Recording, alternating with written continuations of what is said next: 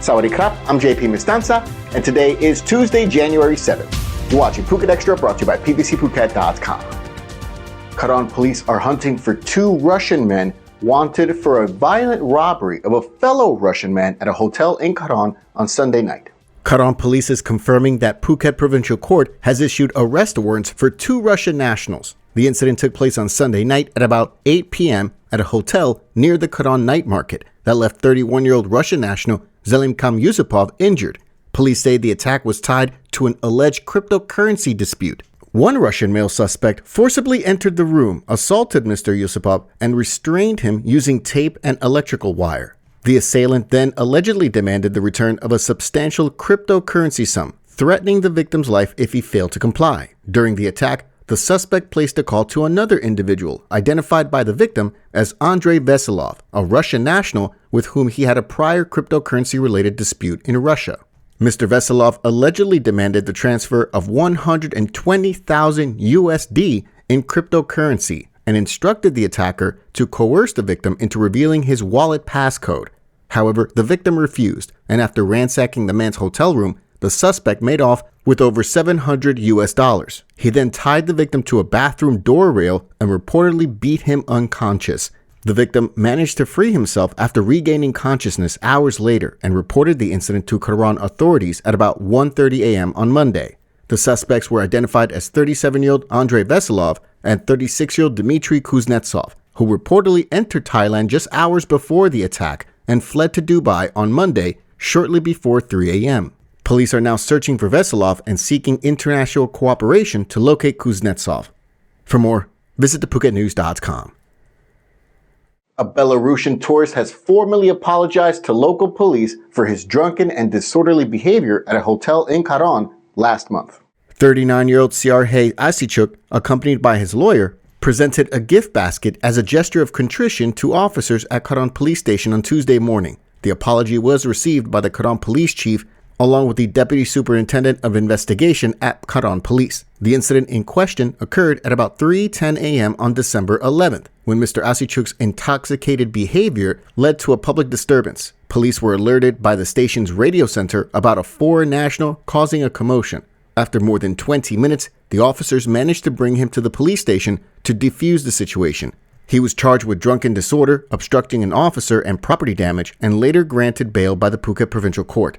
Through his lawyer, Mr. Asichuk expressed deep regret for his actions, stating that his behavior was influenced by alcohol and he had no intention of harming the officers. Mr. Asichuk emphasized his love for Phuket, citing the warmth and smiles of its people as a source of happiness, and confirmed his intention to return to the island, promising that such behavior would not happen again.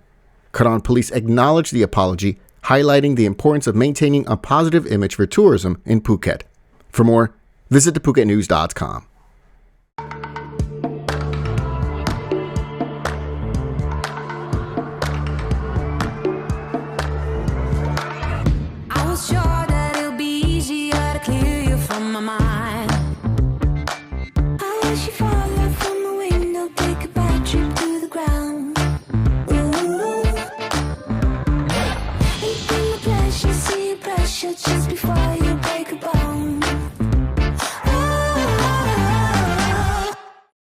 A secondary school student from Chungtalay Wittaya School has been hailed as a hero after performing lifesaving CPR on a man who suffered cardiac arrest while riding his motorbike with a sidecar.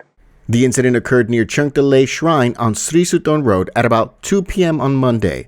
The Chungtalay Municipality Rescue Team arrived to find an elderly man unconscious on his samlo, a motorbike with a sidecar, with no detectable heartbeat. As the rescue team worked to revive him using CPR, an automated external defibrillator, and other emergency measures, they sought assistance from bystanders. Among the onlookers was Benchawan Nongrinda Kanpai, a secondary school student in her uniform. Without hesitation, Nongrinda stepped forward and offered to help. She administered CPR and used the AED to deliver 2 shocks, helping the rescue workers to stabilize the man before he was transported to the hospital. She later revealed that she and her classmates received CPR training 2 years ago, part of a project organized by the Phuket Provincial Administrative Organization at Sapanhen, conducted by the Teach for Life Association and Guardians of Life Co. Ltd. Nongrinda's quick thinking and application of her training have drawn widespread praise from the community. For more, visit thephuket.news.com. Just 3 candidates have registered to contest the position of president of the Phuket Provincial Administrative Organization in an election to be held on February 1st. 58-year-old incumbent PPAO President Rewat Arirop, a resident of Rawai, representing the Phuket Yat Party, has been assigned number 1 on the ballot. Meanwhile, he's being challenged by 48-year-old Kokeo resident Lertsak Linatikun from the People's Party, formerly known as the Move Forward Party, assigned number 2 on the ballot, as well as 48-year-old Katu resident Sritep Udamlap of the Thai Pakdi Party, number 3 on the ballot. The Phuket PAO election will be held on the same day as elections for all other provincial administrative organizations across the country on February 1st. In accordance with the election law in Thailand, there will be a 24-hour ban on the sale of alcohol throughout the country for the election. The ban will be in effect from 6 p.m. the day before the election on Friday, January 31st, through to 6 p.m. the day of the election, Saturday, February 1st. The ban applies to all people in the country. Those caught violating the ban can face a fine of up to 10,000 baht or even up to 6 months in jail or both. For more, visit thephuket.news.com. Thanks for joining us on this edition of Phuket Xtra, brought to you by pvcphuket.com. We'll see you again tomorrow. Until then, stay classy, Phuket. Phuket's rapid modernization has made it one of the world's premier holiday destinations. Investors can still buy quality condominiums for as low as $75,000 and luxury properties can go all the way up to 20 million.